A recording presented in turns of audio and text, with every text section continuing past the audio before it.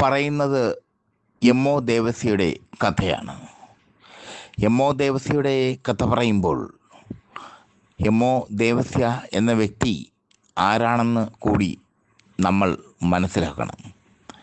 സിനിമയിൽ makeup man എം.ഒ. Devasya എന്ന് പറഞ്ഞാൽ കൈയടിക്കുന്ന പ്രേക്ഷകർ ഉണ്ടായിരുന്നു ഒരു കാലത്ത്. സിനിമയിൽ അദ്ദേഹം ഒരുപാട് ഉയരങ്ങൾ കീഴടക്കി. അദ്ദേഹത്തിൻ്റെ ആത്മകഥയാണ് സിനിമാ മംഗളത്തിൽ അച്ചടിച്ചത്.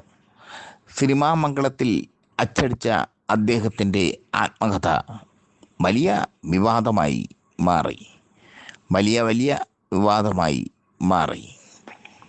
അതിൽ അദ്ദേഹം കവിയൂർ പൊന്നമ്മയെപ്പറ്റി പറയുന്ന ഒരു ലക്കമുണ്ട്. ആ ലക്കമാണ് ഏറ്റവും വലിയ വിവാദമായി മാറിയത്. കവിയൂർ പൊന്നമ്മയ്ക്ക് മേക്കപ്പ് ചെയ്യാൻ എം.ഒ. ദേവസ്യ എത്തുന്നു. കവിയൂർ പൊന്നമ്മ മേക്കപ്പ് ചെയ്യാൻ വേണ്ടി എം.ഒ. ദേവസ്യയ്ക്ക് മുമ്പിൽ മുലക്കച്ച കെട്ടി ഇരുന്നു കൊടുക്കുന്നു. മുലക്കച്ച കെട്ടി ഇരുന്നു കൊടുത്ത കവിയൂർ പൊന്നമ്മ പിന്നീട് എന്താ പറയുക, എം.ഒ. ദേവസ്യയോട് പറയുന്നു, നന്നായി മേക്കപ്പ് ചെയ്യുക. അതാണ് സിനിമയുടെ ക്യാരക്ടർ.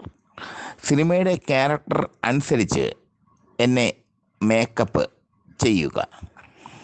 കവിയൂർ പൊന്നമ്മയെ എം.ഒ. ദേവസ്യ മേക്കപ്പ് ചെയ്തു.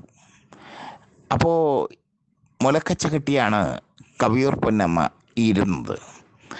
കവിയൂർ പൊന്നമ്മ ആ മേക്കപ്പ് എം.ഒ. ദേവസ്യയുടെ മേക്കപ്പ് ചെയ്യലിൽ അഭിനമിച്ചു. മാറിടത്തിൻ്റെ ഭാഗത്തേക്ക് മേക്കപ്പ് ചെയ്യാൻ എം.ഒ. ദേവസ്യ തുനിഞ്ഞപ്പോൾ കവിയൂർ പൊന്നമ്മ മാറിടത്തിൽ മേക്കപ്പ് ചെയ്യാൻ അനുവദിച്ചു ദേവസ്യയെ. ആ കഥയാണ് ദേവസ്യ സിനിമാ മംഗളത്തിൽ എക്സ്ക്ലൂസീവായി തുറന്ന് പറഞ്ഞത്. തുറന്നു പറഞ്ഞ എം.ഒ. ദേവസ്യയ്ക്ക് ഒരുപാട് വിമർശനങ്ങൾ കേൾക്കേണ്ടി വന്നു. ഒരുപാട് വിമർശനങ്ങൾ. പക്ഷേ ദേവസ്യ തൻ്റെ നിലപാടിൽ ഉറച്ചു നിന്നു. ദേവസ്യയുടെ മകൻ ജോർജ് മമ്മൂട്ടിയുടെ പേഴ്സണൽ മേക്കപ്പ് മാനാണ്. അതുമാത്രമല്ല, മമ്മൂട്ടി കമ്പനിക്ക് വേണ്ടി സിനിമകൾ നിർമ്മിക്കുന്നതും അദ്ദേഹമാണ്. ഒരു കാലത്ത് ആൻ്റണി പെരുമ്പാവൂർ എങ്ങനെയായിരുന്നു അതുപോലെയാണ് ജോർജ് മമ്മൂട്ടിക്ക്. ജോർജ് പറയാതെ ഒരൊറ്റ ഫങ്ഷനിലും അദ്ദേഹം പങ്കെടുക്കില്ല. അത് അദ്ദേഹത്തിന് നിർബന്ധമാണ്. ഒരു ഫങ്ഷനിൽ പങ്കെടുക്കാൻ ജോർജ് പറഞ്ഞാൽ ജോർജ് പറഞ്ഞാൽ മാത്രമേ മമ്മൂട്ടി പങ്കെടുക്കൂ. അത്രയ്ക്ക് വിശ്വാസമാണ് ജോർജിനെ മമ്മൂട്ടിക്ക്. മോഹൻലാലിന് ആൻ്റണി പെരുമ്പാവൂർ എങ്ങനെയാണ് എന്നതുപോലെ തന്നെയാണ് മമ്മൂട്ടിക്ക് ജോർജ്. അതാണ് മമ്മൂട്ടിയും എം.ഒ. ദേവസ്യയുടെ മകൻ ജോർജും തമ്മിലുള്ള ആത്മബന്ധം. എം.ഒ. ദേവസ്യ തൻ്റെ ആത്മകഥ എഴുതിയപ്പോൾ അത് വലിയ വിവാദമായി മാറി. പക്ഷേ ആ വിവാദം സത്യമായിരുന്നു എന്നുള്ളത് പിൽക്കാലത്ത് തിരിച്ചറിഞ്ഞു. കവിയൂർ പൊന്നമ്മയുടെ മാറിടത്തിൽ മേക്കപ്പ് നടത്തിയതിനെ പറ്റിയാണ് എം.ഒ. ദേവസ്യ പച്ചയ്ക്ക് തന്നെ തുറന്ന് എഴുതിയത്.